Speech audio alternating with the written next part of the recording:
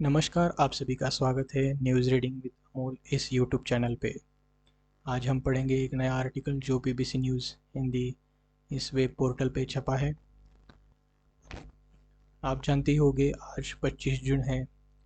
1975 में इमरजेंसी लगाई गई थी उस दौर की प्रधानमंत्री श्रीमती इंदिरा गांधी जी ने, और वो बेहद ही काला दिन था संविधान के लिए, जिसे लोकतंत्र को सर्वोच्च माना जाता है। उसकी एक तरीके से हत्या हुई थी उस दिन, और हालांकि ये कांग्रेस भी मानती है कि वो उनके लिए सबसे बड़ी गलती थी। तो आज क्या हुआ? आज प्रधानमंत्री नरेंद्र मोदी, इनकी सरकार ने 25 जून को संविधान हत्या दिवस मनाने का अध्यादेश निकाला है। मिनिस्ट्री ऑफ होम अफेयर्स के पास से ये अधिसूचना निकली हुई है। तो चलिए पढ़ते हैं इस आर्टिकल को कि इसमें क्या लिखा है। प्रधानमंत्री नरेंद्र मोदी ने शुक्रवार को कहा कि 25 जून को संविधान हत्या दिवस मनाने ये याद दिलाएगा कि जब भारत के संविधान को कुचला जाता है तो क्या होता है। सोशल मीडिया प्लेटफॉर्म एक्स पर उन्होंने लिखा, यह हर उस व्यक्ति को श्रद्धांजलि देने का भी दिन है जो आपातकाल की ज्यादतियों और उसकी वजह से उत्पीड़ित हुए हैं। कांग्रेस ने भारतीय इतिहास में ये काला दौर शुरू किया था। पीएम मोदी की ये टिप्पणी गृह मंत्री अमित शाह की ओर से 25 जून को संविधान हत्या दिवस मनाने की घोषणा के बाद आई है। कांग्रेस ने भारत सरकार के स्तर पर किए गए फैसलों को आलोचना करते हुए प्रधानमंत्री एक बार फिर हिपोक्रेसी से भरी एक हेडलाइन बनाने की कोशिश कर रहे हैं। यह कांग्रेस का ट्वीट आया है उनके ऊपर। कांग्रेस नेता जयराम रमेश कहते हैं कि यह वही नॉन बायोलॉजिकल प्रधानमंत्री है जिन्होंने भारत के संविधान और उनके सिद्धांतों, मूल्यों एवं संस्थानों पर सुनियोजित ढंग से हमला किया है। तो कांग्रेस भी बीजेपी पर अब पलटवार कर रही है कि बीजेपी एक अघोषित आपातकाल में है, सरकार चला रही है। आज तक वो उन्होंने इमरजेंसी भले ही डिक्लेयर ना की हो, लेकिन वो अघोषित आपातकाल लगाया है उन्होंने, ऐसा कांग्रेस का आरोप है।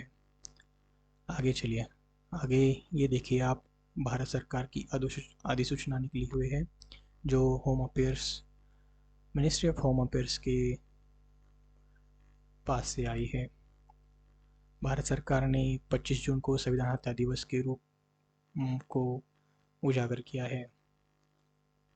आप इसमें लिखा हुआ है कि आप देख सकते हैं, अधिसूचना में कहा गया है, जबकि 25 जून को 1975 को आपातकाल की घोषणा की गई थी, तत्पश्चात उस समय की सरकार द्वारा सत्ता का घोर दुरुपयोग किया गया था और भारत के लोगों को ज्यादती और अत्याचार किए गए थे।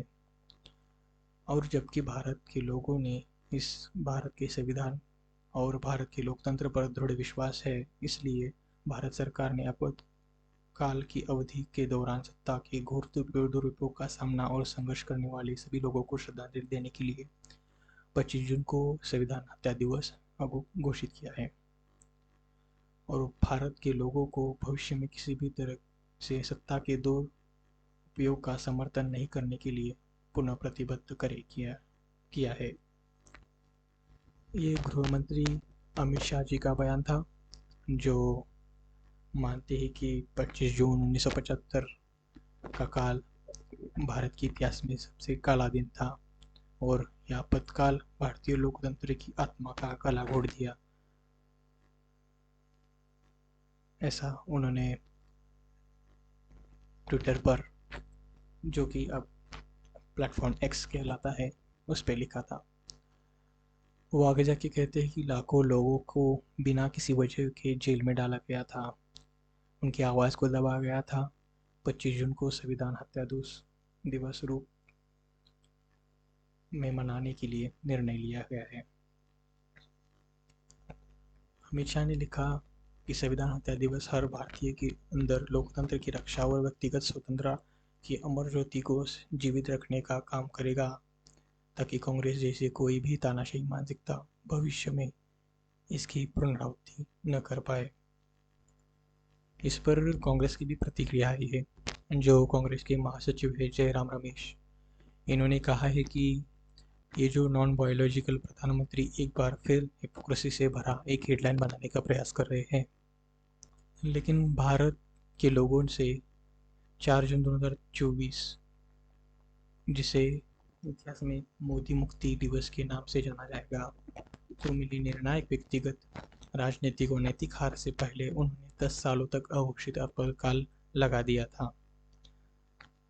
यही वही नॉन बायोलॉजिकल प्रधानमंत्री है जिन्होंने भारत के संविधान और उसके सिद्धांतों, मूल्यों एवं संस्थाओं पर सुनियोजित ढंग से हमला किया है। यह वही नॉन बायोलॉजिकल प्रधानमंत्री है जिनके वैचारिक परिवार ने नवंबर 1949 में भारत के संविधान को इस आधार पर खारिज कर दिया था कि यह मनुस्मृति से प्रेरित नहीं है। इस तरीके से आप देख सकते हैं कि कांग्रेस का भी इस पर बयान आया है।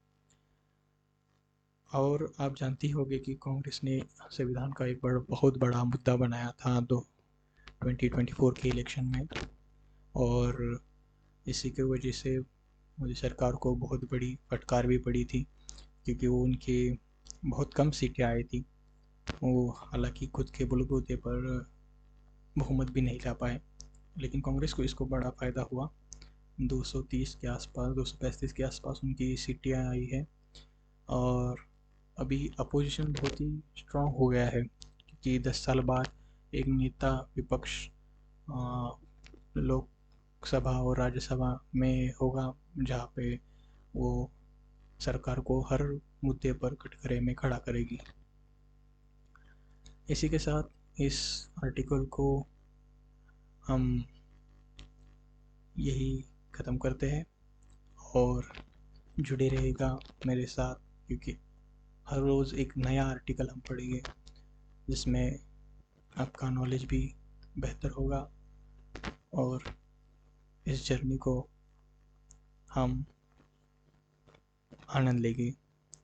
धन्यवाद। कल फिर मिलते हैं।